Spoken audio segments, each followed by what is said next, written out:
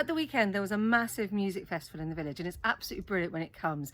The music is pounding, I can sit in my garden and I can hear it. And this got me thinking, what is the difference between creating content for social media and being in a band? Well, actually not an awful lot. When you go and join a band, the first thing you do is you choose a band or you decide to become a solo artist. This is exactly the same as when you set up a social media page or you build a website. The point is that you're doing the first action.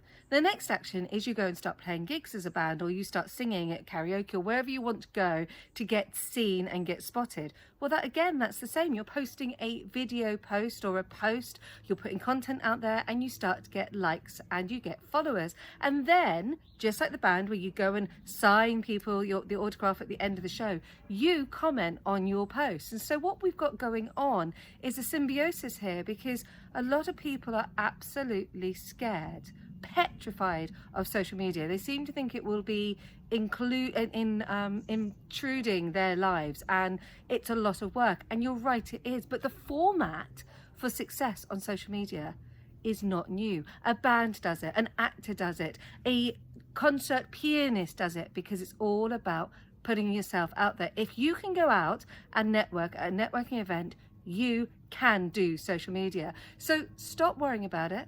Look at how you do it. Engage. Be regular. Do it consistently. Post regularly. But make sure you're doing it, because you know what? It's free marketing.